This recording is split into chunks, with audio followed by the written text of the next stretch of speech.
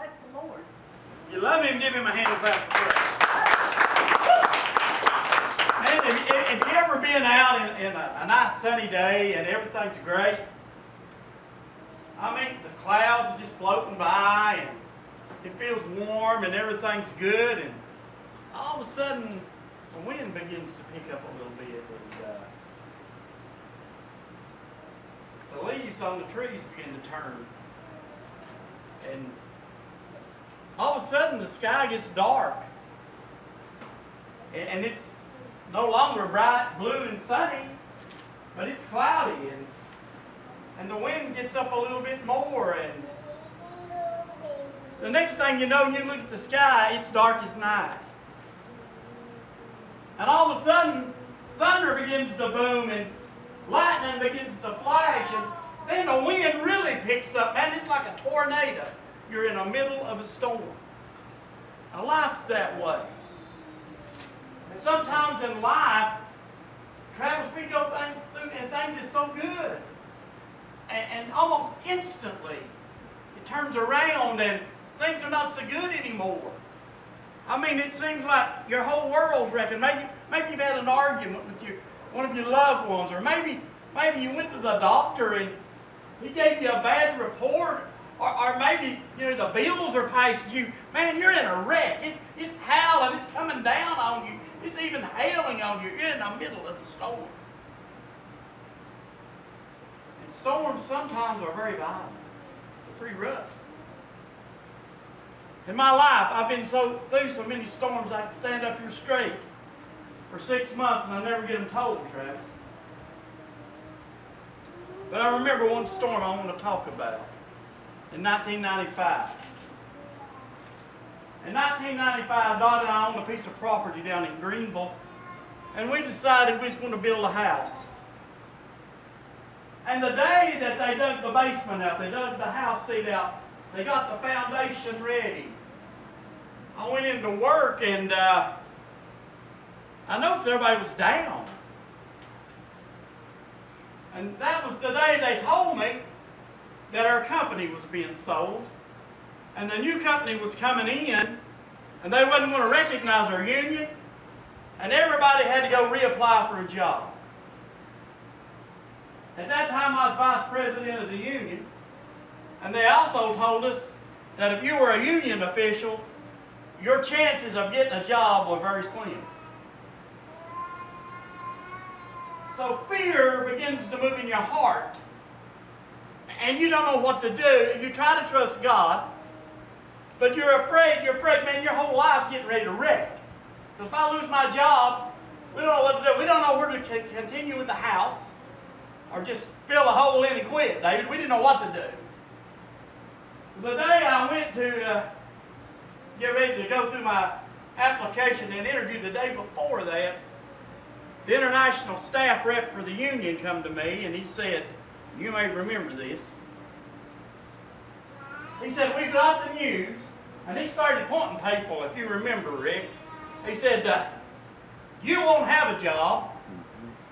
You won't have a job. He said, you might have a job. I believe he said to you, Rick, if you've got seniority, you'll have a job. I believe that's what he said to you. He was going to kick the main guy out. Yeah. Had most seniority in the mill. Right. Kick him out.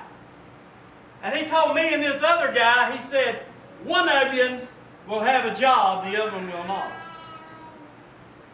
But he didn't know which one of the two was going to be kept, me or him. Well, apprehension and fear and dread filled me when I went in to do my interview. And this is what they told me. They said, you will have a job, but not the job you've got. You see, I had a quality control job at that time. It paid real good. It paid real good. I had what I called it my office. It was probably about a third of this building. It's a pretty big office. And I'd go pick up samples and I'd run tests on it. I mean, I had it was a blue collar job, but it was sort of towards white collar. It was paid real good. I mean, things was good for me. They told me I wasn't going to have that job anymore, that I was going to the labor gang.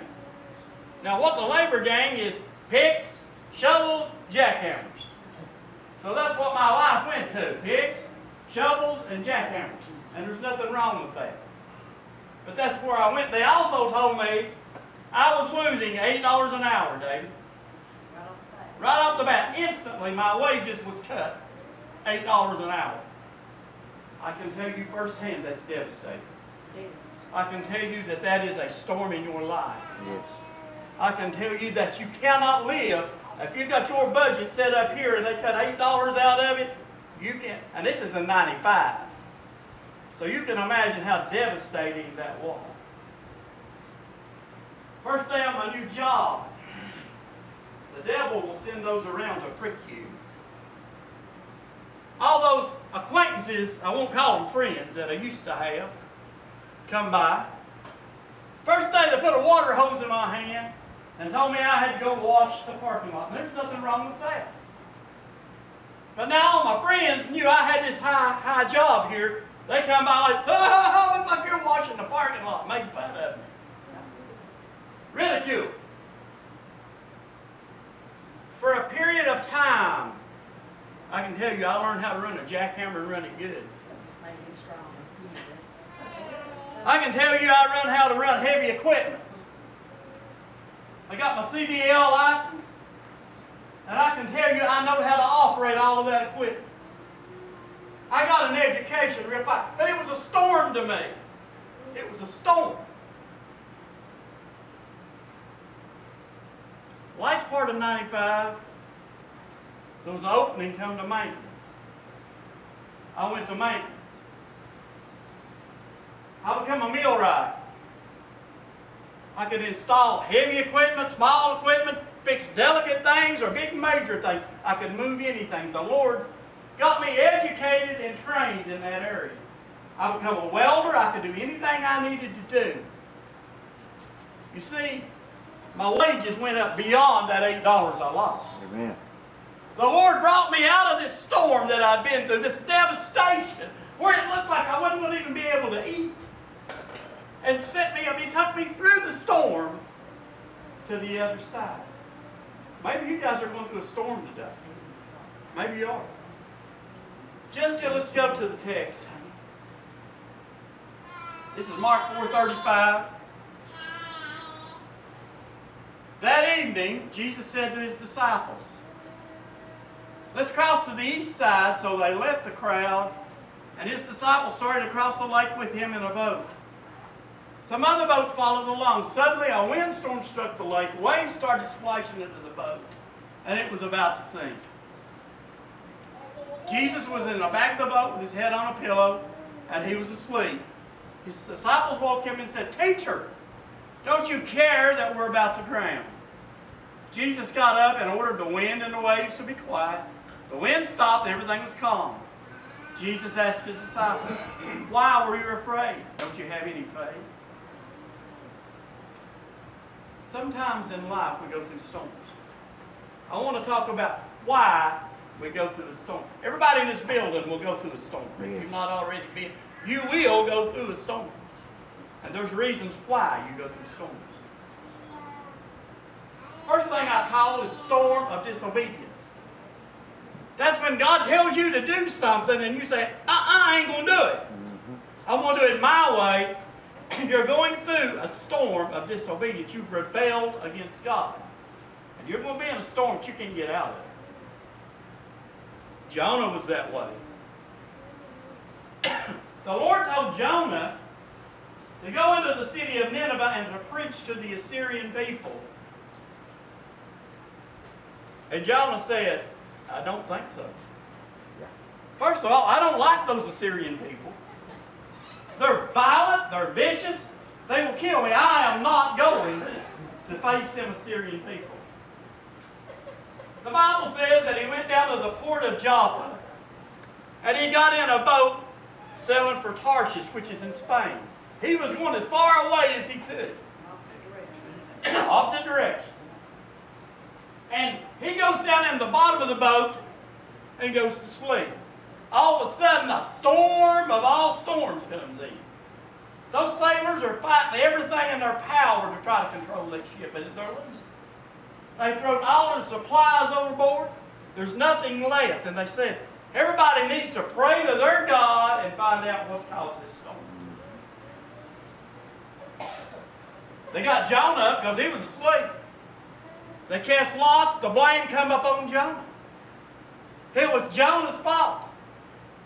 They asked him, what can we do? He said, throw me overboard. Throw me into the ocean. Well, they didn't want to do that. But the storm got so bad, they threw him overboard. And you would think that was the end of Jonah's storm, but it wasn't. The waters calmed down for the rest of the people. Mm-hmm. But Jonah got swallowed by a big fish. For 3 days, he was in the belly of that fish. Now, I want you to think about this a minute. He's in that big fish with remains of fish that other fish has eaten and rotted. The digestive juices are eating at his flesh.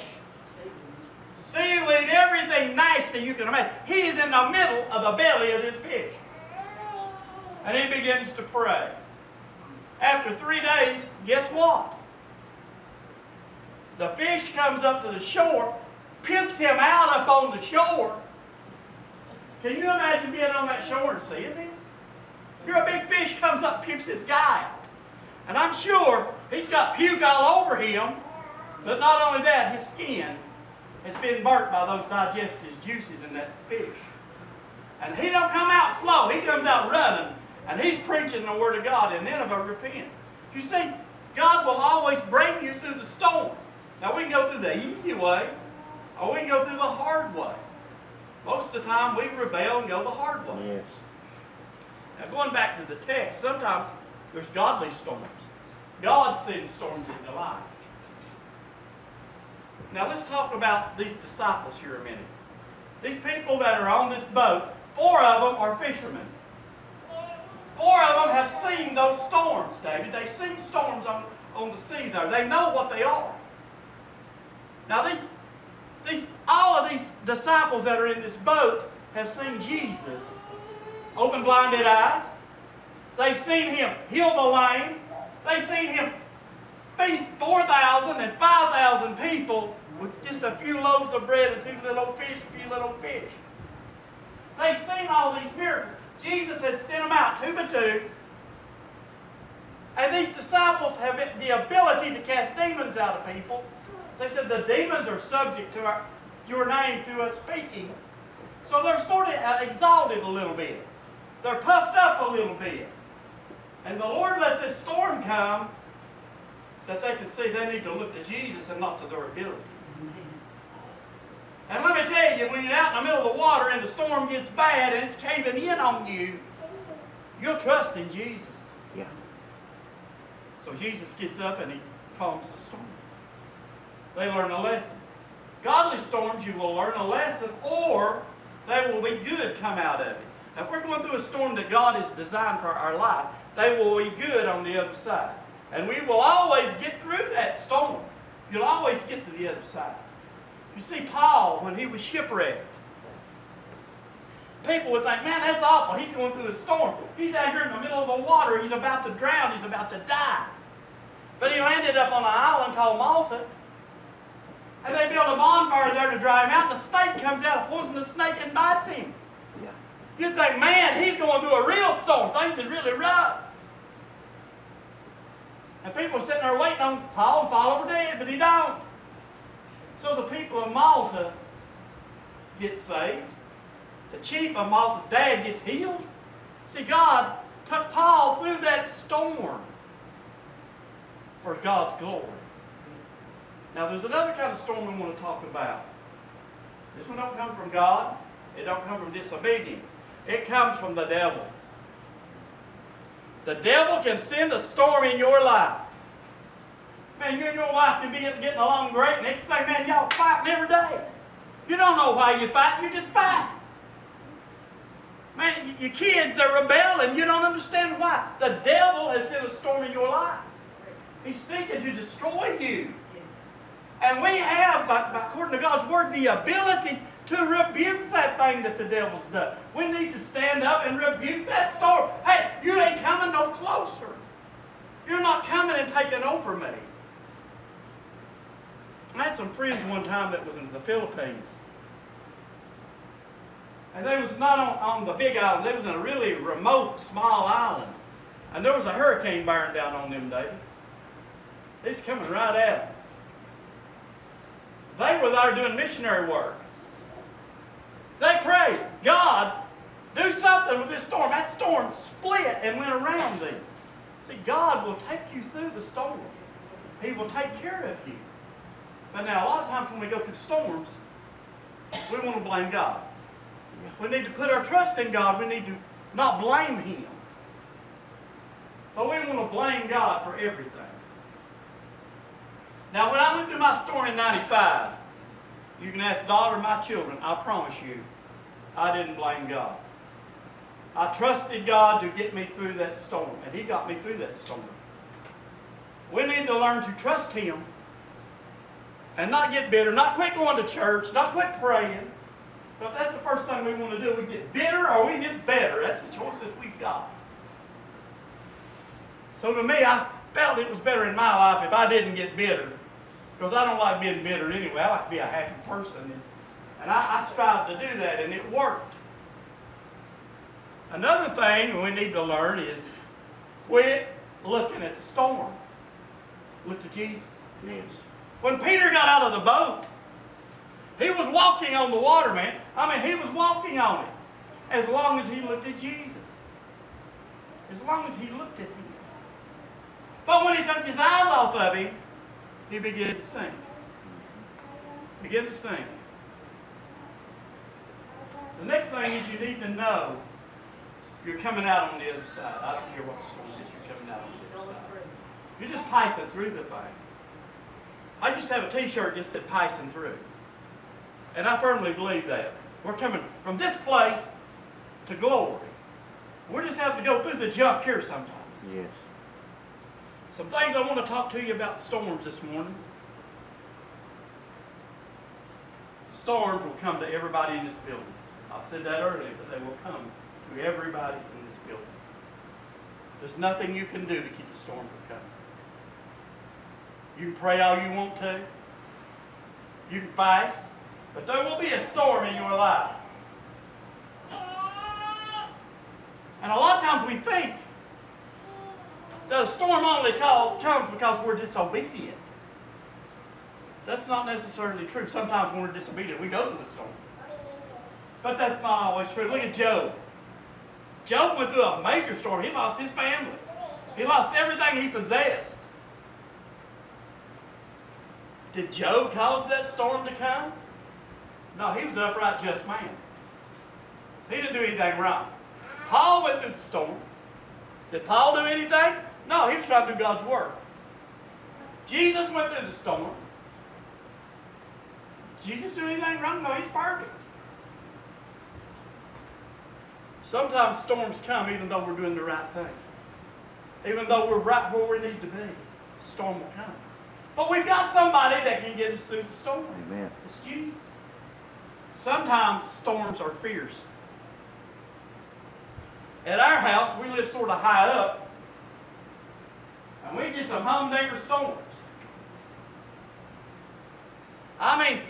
When we first moved down there, the wind took our roof off. We had to replace the roof twice, didn't we? Third time we put a metal roof on. But I'm saying it gets a lot of wind. Sometimes storms are gentle. Just a little flash of lightning here, a little bit of thunder, maybe a few drops there. But sometimes it's a downpour. It's a deluge. It's everywhere. You can't get out. The water's so deep. It seems like you can't get out of that storm. Sometimes they're fierce. And sometimes we think God don't care. God, don't you care I'm going through this? I will promise you one thing. God cares. He cares about you. He cares everything about you. He loves you. And I promise you this right now. When you're going through a storm, if you trust Him, He will calm your storm, or He'll calm you so you can stand that storm. Yes. He will do that.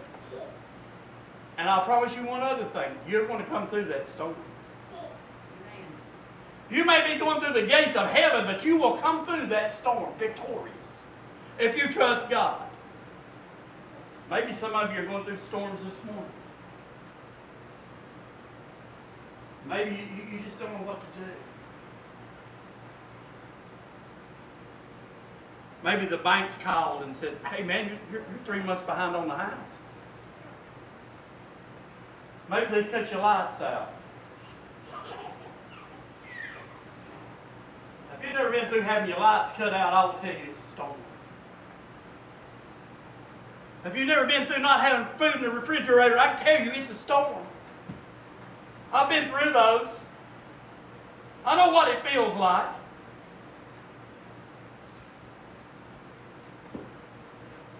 Maybe the doctor says, hey man, you've got something bad going on here.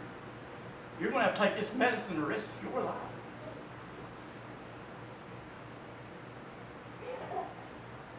Maybe the phone rings and one of your family loved ones has been in an accident.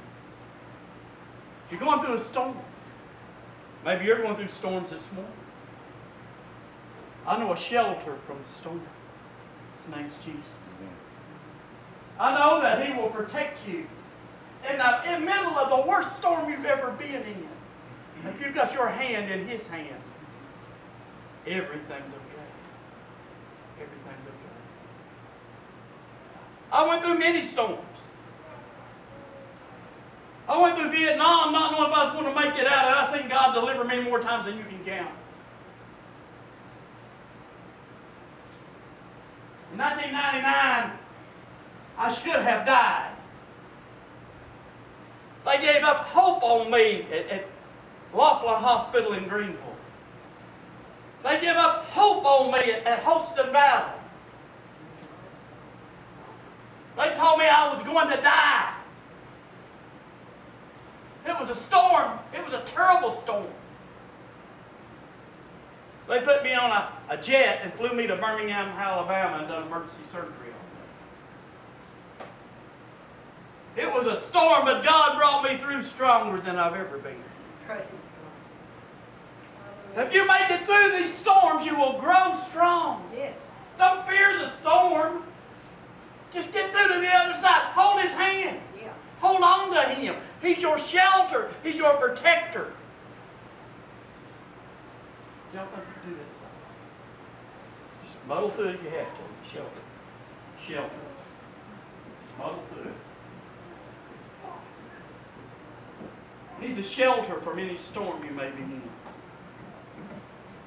While they're singing this song, if you're going through some junk right now, and you don't know what you're going to do, maybe the future seems so uncertain.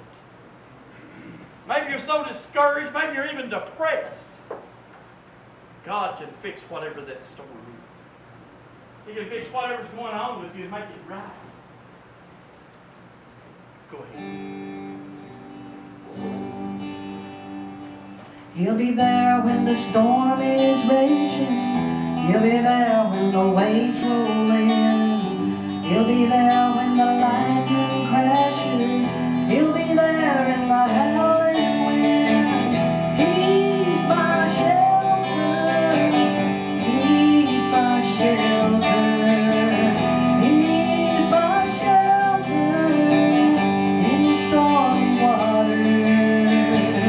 He's my shelter in the rolling sea. My Lord, my God, oh how He comforts me.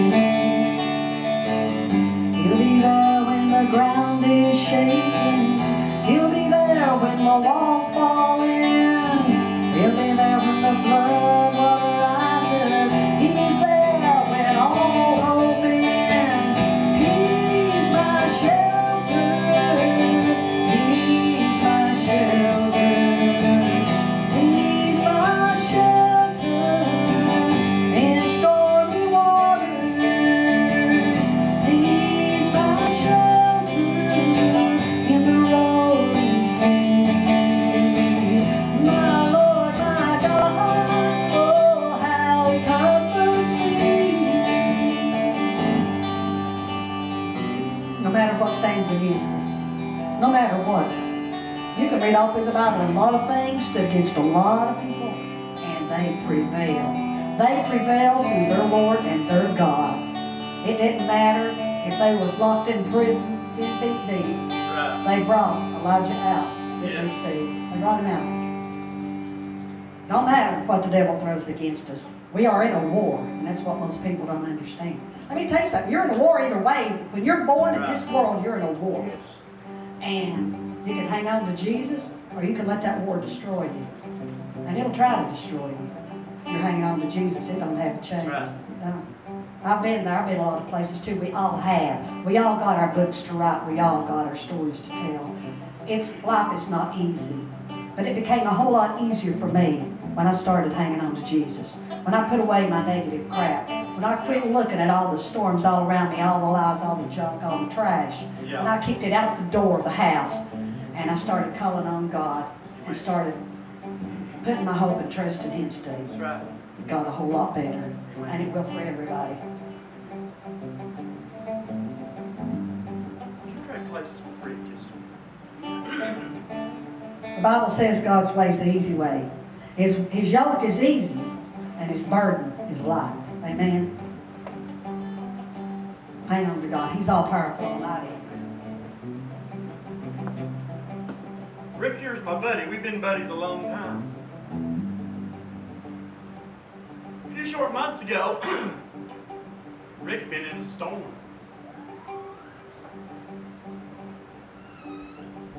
If you remember, those that remember, he had this thing plugged up his nose and a big tank here on his back. But you see, Jesus walked by that morning. He walked by and He touched Rick. You don't see him carrying an oxygen bottle. You don't see that, do you? It's not there. You know why? My God delivered him from the storm. Yes. If you're going through a storm this morning, my God can deliver you. Amen. He will set you free. David,